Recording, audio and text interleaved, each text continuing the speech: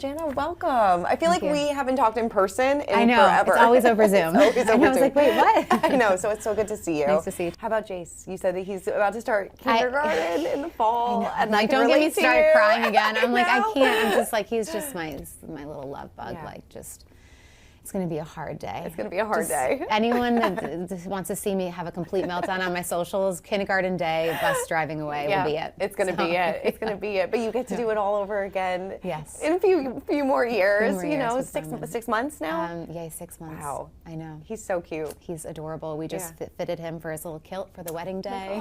Oh my God, I love it. Yeah, I love it. so, How are the kids going to be involved in the wedding? Julie's going to be the flower girl. Okay. Jace is the ring bearer. Yeah, and Roman's just going to be the little pumpkin with his little kilt. I love that so much. What's it like being a mom again, like a new mom all over again? I will say the first few months was a shock again because you go right, kids were fine. I mean, they can take care of themselves. Sure. They could even make themselves breakfast, and then it was like, whoa, you're back in it. Right. I definitely had way more postpartum anxiety this go around. I think because I just felt like, oh my gosh, what am I doing? I forgot everything. That kind of anxiety that goes along with it. But now that I'm like, oh, back in the rhythm. Sure, yeah. So, you kind of second guessed yourself this time I did. around. Yeah. And then I just didn't know if I could, not that I couldn't do it. I'm like, I know I can do it. It's just, I think having the other ones and making sure I have time for my, for the bigs. But now it's like 6 months, we're good. Sure. Have they settled into their roles nicely? Yes, They like love it? Like they're the best big brother and sister. I'm sure it's nice because they're old enough to help out and change. They're sweet. Help change. And now like the Roman's, they're not changing diapers. No. They want nothing to do with that. I'm like, can you throw us away? And they're like, Right. now that Roman's smiling and laughing and giggling, like they enjoy trying to make him laugh and it's fun. I love that. Yeah. What's Allan like as a dad? He's the most incredible dad ever. I mean, I just feel like I went through all of that to just, I mean, he's an amazing partner. He's so supportive. He loves me like just incredibly. We both get each other really well.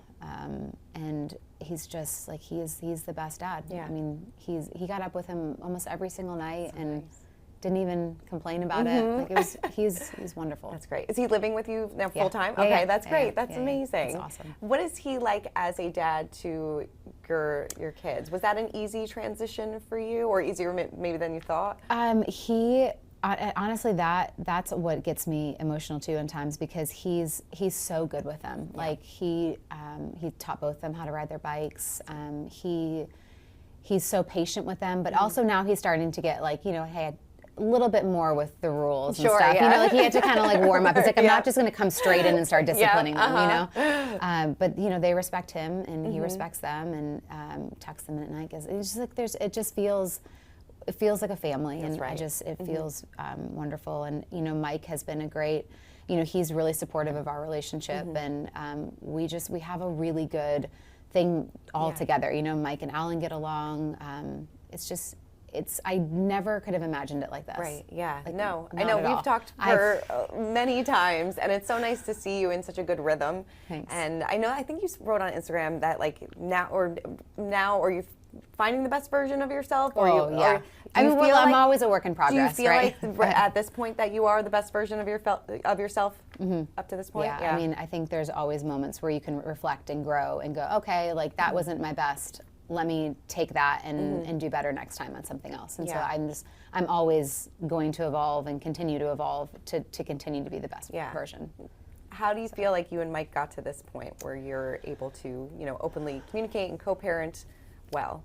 We had to kill our last relationship and just let that be there. We had to form a new relationship, and there's still some resentments that brew at times that will come up, but I feel like even when they do, we're able to have a healthier conversation. Sure. He knows where I get frustrated, I know where he gets frustrated, and so it's just, again, realizing that the past is the past. That doesn't even get brought up anymore. It's now just like, us being the best co-parents we can be for our kids, and the happier we are together, the happier the kids will be. And he's incredibly flexible, which is fantastic. I'm flexible with him, and so I think being kind to each other and just letting resentments die is good for everybody involved. Was it ever hard for him to see Allan step into that dad role in a way?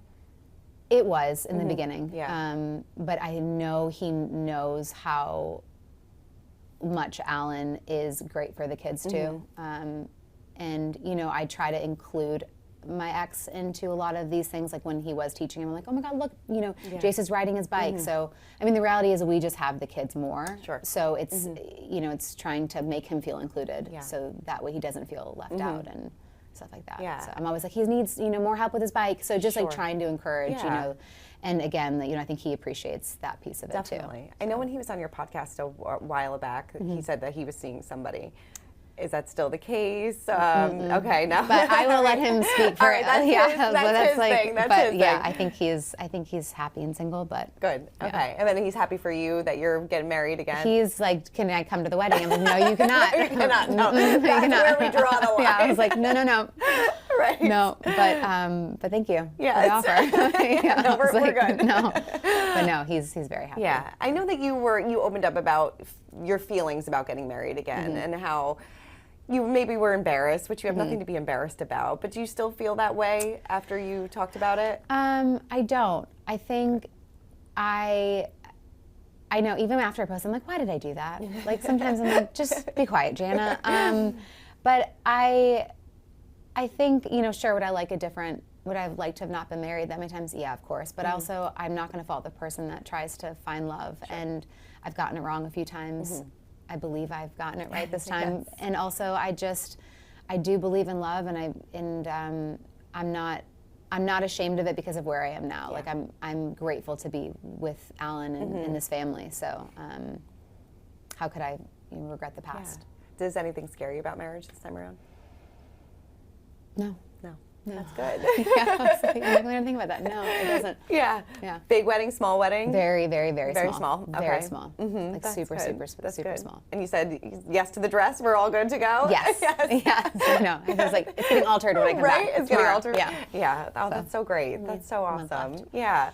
I love that so much for you. It seems like you're very happy and no more babies after this? No, I would You feel like the family's complete? I would have loved one more, but I'm old and the miscarriages before, so I'm like, I think I'm done now. Yeah. So. You feel like your family is complete. We're good. That's good. I know Austin said on your podcast that he would be open to a One Tree Hill reunion if the script was right. You feel that way as well? Absolutely. Absolutely. Yeah. It'd be so much fun. I loved Alex. Like she was a hot mess, but I loved her, and I would love to play her again. Yeah. Are you friendly with a lot of the cast? Or Hillary, Chantel, and I stay pretty close. Okay, yeah, that's and then good. Austin and you know, Stephen and I chat sometimes at the conventions and stuff, and James. Yeah. I'm sure it's nice to see everybody happy and I just want everyone to be happy. Just want everybody to be happy. Everyone happy. That's my. Are you and Austin going to work together again? I hope so. Yeah. He's my favorite actor to work with. Yeah, definitely. Well, this is a powerful movie. It's sometimes hard to watch. I am sure it may have been hard for you to film as well. But why telling this story was so important for you? You know, I have a lovely relationship with Lifetime. They're amazing partners, and I told them, they asked me what I wanted to make, and I said, for me, I would love to make a movie around domestic violence, a true story, because it is very close to my past and my history, and I want to be able to tell those kind of stories and hopefully give voices to other women that can't find their voice in it. Why this story in particular? When Lifetime reached out about this story and I read it, I mean, it was chilling. You know, you trust those that are close to you, and to have your own husband try to kill you, I mean, it happens so much, and a lot of these abusive situations are from within the house and your partner, and so I think it's important to shed light on, you know, what is happening in closed doors that people may not know about, and again, to give voices to the women that need their voices to be heard, especially in like the gaslighting situations too, you know. And I also spoke to Austin Nichols on my podcast. You know, it does happen to men as well. Like they also get gaslit too. I think, you know, women we were the first to say no. It only kind of happens to us, but you know, men as well go through this too. Right. Yeah. No. It was interesting because I feel like we don't really have that many films about being gaslit, and like and you don't. Maybe sometimes people wouldn't even recognize the signs of being gaslit, and you're like, oh wait, I've been through that. Or I'm sure like so many people can relate to this. Did you and Morgan have conversations about her story and how it Yeah. how you wanted to represent it? It was important to, I asked, I was like, can I talk to Morgan? I didn't know kind of what, where, if I could talk to her or not. And, the director was like, absolutely, call her. And I was nervous to talk to her just because, I'm telling her story and I wanted to be respectful of her story and tell her her story, how it happened. I also know there's parts of making a movie too. So, I just kind of let her talk, and I wanted to hear about her experience. And she was familiar with my domestic abuse background. And so where we got to in the end was we both were doing it because we wanted to shed light on this topic and what's going on. And, she was gracious to share her story. But we all know that it's a lot of women's stories, of course, that we're telling. And and just I love Morgan. She's a very strong woman. I think a lot of women feel like they won't be believed. Yeah. So to feel that kind of vindication and to know, okay, I'm doing this to help other people, even though I can't imagine being Morgan and watching her life play out like that on television. So that takes a very strong woman to do. Was shooting this movie, was it triggering for you? Because I think you said that your therapist was like, maybe you shouldn't do this, right? She was, so I walked in very concerned because I thought I dealt with everything. Yeah, right. And I was like, well, I don't even know, can I even bring back that emotion? Do I want to bring back that emotion? And she had said, you're not doing this for yourself. And I was like, well, okay. She's like, you're doing this for everyone that needs to see this movie. And that clicked inside of me, like, okay, you're right. Like, I'm going to tell this story. But it was hard. I mean, we had a moment on set where we had to cut because I had a complete panic attack because Austin was on top of me. I couldn't breathe, and that just triggered me, but right back to my abuse situation. Sure. Were you able to kind of turn it off when you went home, or did it kind of stay with you for? So I did have to call my therapist because there was a few times where I was like, I was triggered waking up feeling my arms bruised again because Austin didn't mean to bruise me or hurt me, but I'm like, when we're in the scene, I'm like, go for it, you know what I mean? But waking up and it's like there was moments going, wait, why do I have bruise marks on my arms? And it's like, no, like that's the past. This is, you're playing this part. And, but I did have to kind of remind myself where I was at in reality. Right. And you and Austin are such good friends. Yeah, he's an incredible friend. Was he the only person that you probably could trust being in this situation and felt maybe safe So I told Austin this. I was like, there was no one else I could have done this role with because even that moment, having that panic attack on set and having to, essentially run outside, knowing he was there, I was like, okay, he's a safe person for me. And then, I called Allan when I got back in the trailer and, I was crying. And so it was like to have my core people there was everything. Sure. How did Allan feel about you taking on this? I know he said that he's been protective of you when it comes to. He's very protective. Right. But how did he feel about you taking, because I know he's protective when you're in romantic relationships with somebody else, but how did he feel specifically about this one? It was hard for him to see the bruises. Sure, he's like, I'm gonna beat up Austin. I know. He was, and Austin's like, I'm sorry, dude. He's like, no. It's like, I understand. But yeah, I mean, it was he was, how are you? Like, you okay? I'm like, yeah. Like, I'm fine.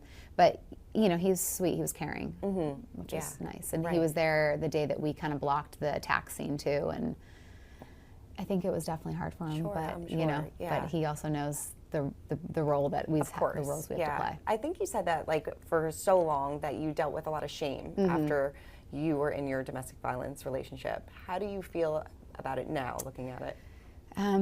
Sorry. Oh no, I don't even. No. Yeah. I think it's just. And you shouldn't. There's so much strength in it that the shame piece always makes me. I feel. This is going to sound weird, but I feel sad for the girls trapped in that. Yeah. I feel sad for the version of myself that I was, that I would accept someone to put their hands on me, or and I wouldn't say it's so much shame anymore. I just feel sad. Yeah. I still there'll be some women that reach out to me on DMs, and I'm like, he didn't mean to. I'm like, it doesn't matter if he meant to put his hands on you. Like, he should never put his hands on you. And it's like, but I can only say so much, and it's like until you believe that you deserve better and that you don't deserve that, that's why you just have to, that's why I love that Lifetime is doing the Stop Violence Against Women, is opening conversations. It's to give them voices to know, wait, no, that's not all right. And so, I mean, now I that's why I want to continue to do things like this. Morgan and I are talking, how can we further this on? Is there a foundation we can open to help women? And so it's to keep that conversation and to be able to shed light on what is wrong versus what's right. Yeah, but think of how many people that you are helping, not even with this, but even with your podcast, just talking about it. Yeah. Because so many people, like you said, probably feel that shame and don't want to be open and honest about it. And now that they can relate to you, and you're their safe space as well. Well, I think the hard part with like the gaslighting part of it is we're made to feel like it's our fault. We're made to feel crazy, and that it's, and I think that's what I love about this movie is like, it truly takes and walks you through like how just you literally think you're going crazy, and I'm like, and it's your fault, and in those scenes where she thought that she hit him, or she thought that she pushed him down the stairs, and no, because like it's messing with your mind, and so many people are going through those similar situations, and it's really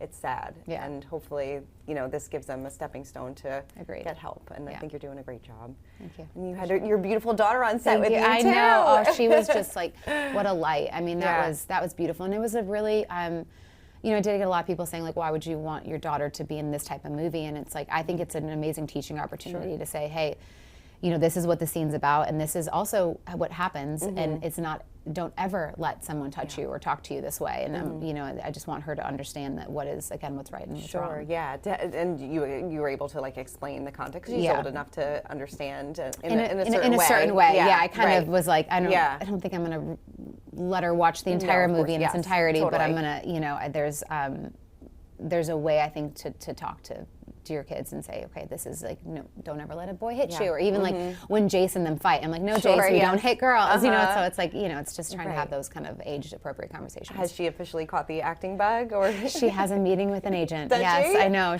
She's, I'm like, you know what, I want them to try everything, and if this is her thing, then I'll give her the opportunities that she wants. Were you ever hesitant at all, being like, for sure, yeah. But I mean, I made her audition for this. Did you? So I was good, like, good for you. I'm like, because I'm like, I think you should work, and you should earn the roles, and I had a little pull, you know what I mean? Like, but I'm like, I think she did great. What do you guys think? She did so great. Like, all right, so cool. Looking back at this film, what scene are you most proud of?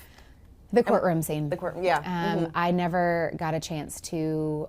When I was in court with my abuser, I was only cross-examined. I never got to say anything to him. I just was able to look him in the eyes. But I wanted that moment so long, and so it took, 15 plus years to have that final, I feel like, closure through Morgan's story, because, and that was a one take. I told the director, I'm like, I'll do it in as many takes as you want, but this is the first time I'm going to be able to have my closure with my abuser through this story, and so that was, I'm really proud of that scene. That's great. So you feel like you finally had that closure. I even walked out that stand, was like, it was like this weight was lifted that I didn't even know had to be lifted. Right. That's so great. It's like you had to do this movie. I'm very thankful for Morgan for letting me play her. Definitely, yeah.